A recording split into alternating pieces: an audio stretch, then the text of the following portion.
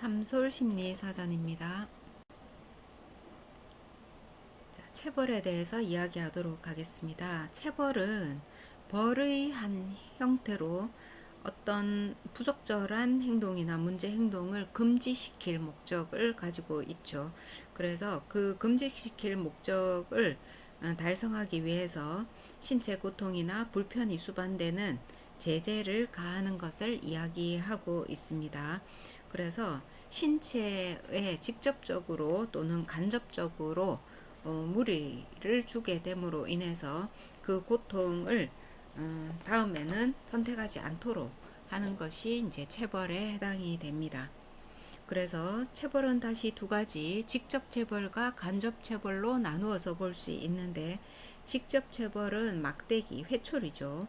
이와 같은 도구를 이용하거나 손과 같은 어떤 피체벌자의 신체를 이용해서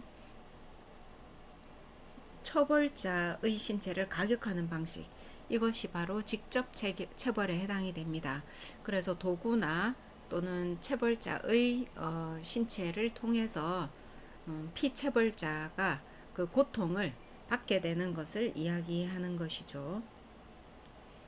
또 간접체벌은 이러한 도구나 신체를 이용하지 않고 토끼 띠을 띠게 한다든지 벌을 서게 한다든지 이러한 방식으로 그 행위 대상자의 신체적 고통을 가하게 되고, 그것을 통해서 반성하거나 후회하거나 다시 그 문제 행동이 나타나지 않도록 하게끔 유도하는 것입니다. 자, 이와 같이 봤을 때 우리가 체벌은 그 문제 행동을 다시 하지 않으려고 하겠다 하는 목적을 가지고 있지만 그렇게 큰 효과는 있지 않습니다. 체벌을 통해서 우리가 행동이 개선되었다라는 것은 일시적이다라는 연구 자료가 이미 너무 많이 알려져 있고, 그거 문제 행동이나 그 행위 자체를 소거하는 데는 아무런 효과가 없다라는 것이 이미 나타나 있죠.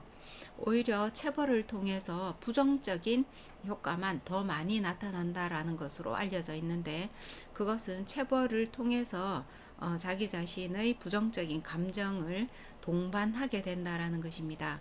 그래서 체벌을 받을 때 반성하거나 후회하거나 문제 행동을 되짚어 보면서 그것을 수정하거나 소거하려고 하는 목적이 있었지만, 그 목적은 이루어지지 않고 체벌 과정에서 분노심, 수치심, 화남, 이와 같은 부정적인 감정, 억울함까지 포함을 합니다.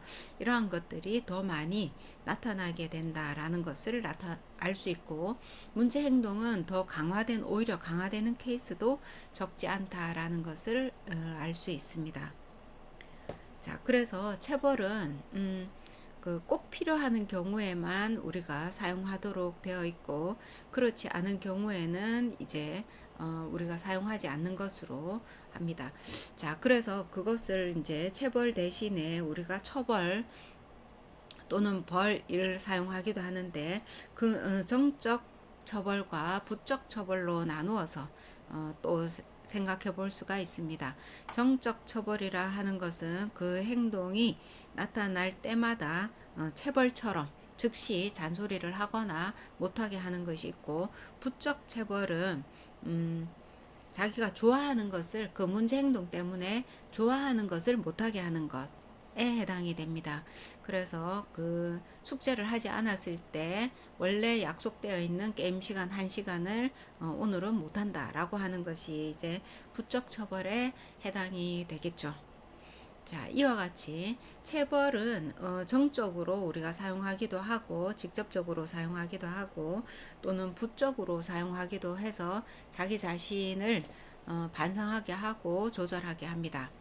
그러나 그 효과가 매우 미미하고, 결과적으로 행동 치료에서 사용하고 있는 그 방법들이 오히려 문제 행동을 소거하거나 또 개선하는 데 효과적이다라는 것이 나타나 있죠. 행동 치료에서는 그 문제 행동에 대한 소통을 충분히 하는 것을 전제로 하고 있습니다.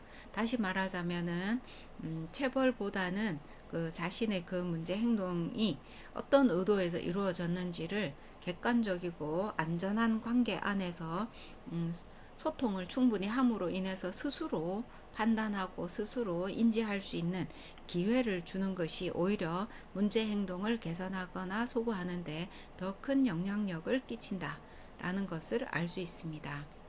우리나라에서도 예전에는 과거에는 체벌이라든지 처벌을 더 많이 사용했지만 지금은 그렇지 아니하고 오히려 소통을 통해서 행동을 개선하려고 하는 사회적인 분위기가 더 많이 조성되고 있는 매우 좋은 현상들이 있습니다. 자, 그래서 아동학대라든지 가정폭력들이 이와 같은 방법에서 줄어들고 있다라는 것을 우리는 오늘날 체감하고 있다 이렇게 볼 수 있겠죠.